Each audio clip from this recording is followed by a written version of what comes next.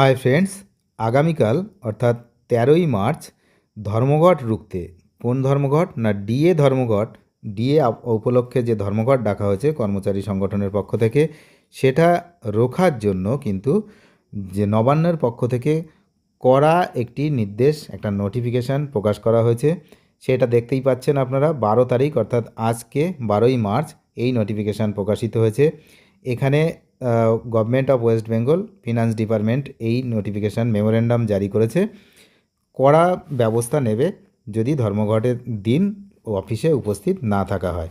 কি বিষয় বিস্তারিত আমরা জানব যে বকেয়া মহার্ঘ ভাতা ডিএ মেটানোর দাবিতে 13ই মার্চ অর্থাৎ আগামীকাল রাজ্য জুড়ে ধর্মঘটের ডাক দিয়েছে সংগ্রামী যৌথ মঞ্চ সহ একাধিক সংগঠন। তো এই সম্ভাব্য অচলাবস্থা রুখতে কড়া পদক্ষেপ গ্রহণ করলো পশ্চিমবঙ্গের এই অর্থ দপ্তর। নবান্ন থেকে এই নোটিফিকেশান জারি করা হয়েছে। এখানে অত্যন্ত স্পষ্টভাবে জানিয়ে দেওয়া হয়েছে ওই দিন সমস্ত কর্মচারীদের অফিসে উপস্থিতি বাধ্যতামূলক। আর কি না, দীর্ঘদিন ধরে সুপ্রিম কোর্টের নির্দেশ থাকা সত্ত্বেও রাজ্যের কর্মচারী ও কর্মী এবং সরকারি কর্মচারী, সাহায্যপ্রাপ্ত স্কুলের শিক্ষক সমস্ত রয়েছে, তাদের ডিএ নিয়ে রাজ্য সরকার কোনো সদর্থক উদ্যোগ নেয়নি।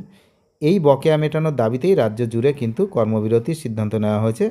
তো আগামীকাল 13ই মার্চ সাধারণ মানুষের যে সমস্ত প্রশাসনিক কাজকর্ম রয়েছে সেগুলোতে যাতে কোনো ব্যাঘাত না ঘটে তার জন্য সরকারের তরফ থেকে জানানো হয়েছে 13 তারিখ, এই যে পরিষ্কার 13 মার্চ 2026, 13 তারিখ শুক্রবার সমস্ত রাজ্য সরকারি অফিস এবং সরকার পোষিত প্রতিষ্ঠানগুলি খোলা রাখতে হবে।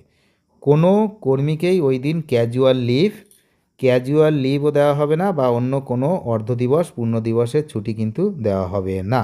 এই যে নো ক্যাজুয়াল লিভ, আর হচ্ছে first half in the second half কোনো কিছুই দেওয়া হবে না, পরিষ্কার। বিনা অনুমতিতে যদি কেউ অফিসে অনুপস্থিত থাকেন তবে এই দিনটাকে এই যে ডাইস নন হিসাবে গণ্য করা হবে, অর্থাৎ তার কর্মজীবনে ছেদ পড়বে, একদিন তার কর্মজীবন থেকে কিন্তু কেটে নেওয়া হবে। তো চাকরিতে কিন্তু ছেদ হিসাবে ধরা হবে। তো যাদের ক্ষেত্রে ছাড় মিলবে, কাদের ক্ষেত্রে ছাড় মিলবে সেটাও কিন্তু এখানে দেখানো আছে যে হসপিটালাইজেশান এমপ্লয়িজ এই তাদের রয়েছে যে কিছু জরুরি ক্ষেত্র রয়েছে, তাদেরকে হাসপাতালে চিকিৎসাধীন বা পরিবারের কারো যদি মৃত্যু হয় এই ধরনের ব্যাপারে কিন্তু তাদের হচ্ছে বা গুরুতর অসুস্থ এই ধরনের বিষয় তো 12ই মার্চের আগে থেকে যারা জানিয়ে রেখেছে তো তাদের ক্ষেত্রেও কিন্তু ছাড় মিলবে। এই হচ্ছে বিষয়, তাদের বেতন কাটা হবে না, মেডিকেল লিভ দেওয়া হবে। সরকারি নির্দেশ অমান্য করে অনুপস্থিত থাকলে কর্মীদের শাস্তির কিন্তু মুখে পড়তে হবে। অফিস প্রধানের নির্দেশ দেওয়া হয়েছে অনুপস্থিত কর্মীদের কারণ যেটা শোকজ নোটিশ পাঠাতে হবে উপযুক্ত প্রমাণসহ। যদি না দেখাতে পারে যে কী কারণে আসেনি তাহলে কিন্তু তার বিরুদ্ধে কঠোর ব্যবস্থা নেওয়া হবে। আর যারা প্রমাণ দেখিয়ে দেবে যে হ্যাঁ এই কারণে আসেনি, এই যে কারণগুলো এখানে রয়েছে, তাহলে কিন্তু মঞ্জুর করা হবে।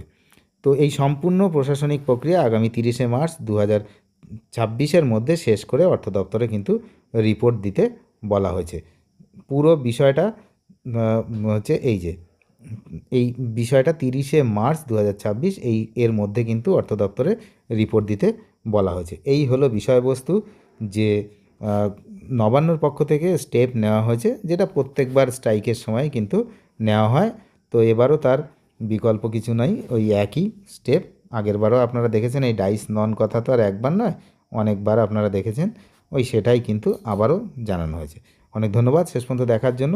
আমরা নজর রাখছি আগামী দিন যে এই ডিএর যে ধর্মঘট সেটা সফল হয় নাকি রাজ্য সরকার সফলভাবে রুখে দেয়, তো সেদিকে আমরা নজর রাখছি। আপনারা নজর রাখুন।